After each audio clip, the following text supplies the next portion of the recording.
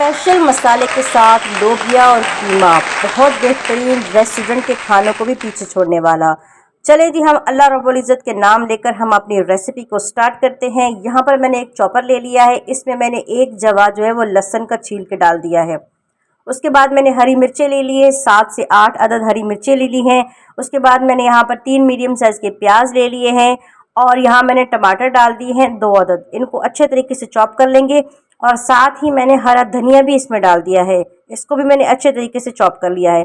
तमाम मसाले अच्छे से चॉप करके आपने रख लेने हैं। उसके बाद एक पतीला चढ़ा दें और उसमें 1 कप कुकिंग ऑयल का डाल दें और इसको गर्म होने दें।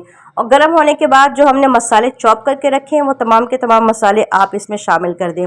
अगर आपके पास चॉपर नहीं है तो आप छुरी से बारीक बारीक भी इसे चॉप कर सकते हैं।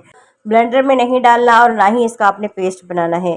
इसके बाद क्या करेंगे, हम इसको अच्छे तरीके से फ्राई कर लेंगे, अच्छे तरीके से इसको भून लेंगे और इसका तमाम जो पानी है वो खुश्क हो जाए। ठीक हो गया, बात समझ में आ गई। ये मसाले हमारी रेसिपी को बहुत ही मज़े का बना देंगे।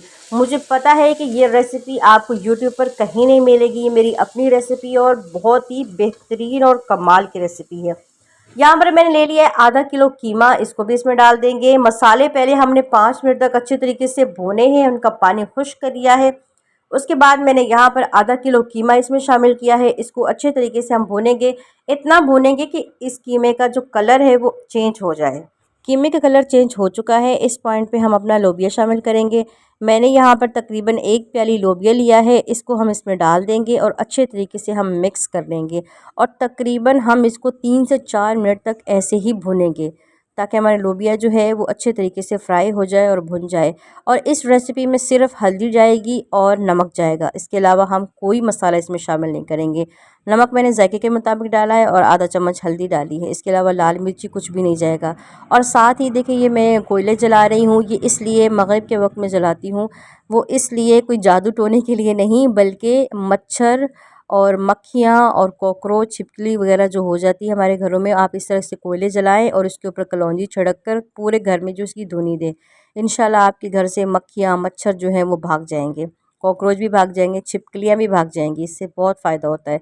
मगरिब के वक्त जो है मच्छर हमारे घरों में दाखिल होते हैं तो इससे बड़ा फ़ायदा होता है। अच्छा, यहाँ पर मैंने गरम मसाला डाल दिया है आधा चम्मच और 1 कप के करीब मैंने पानी डाल दिया है।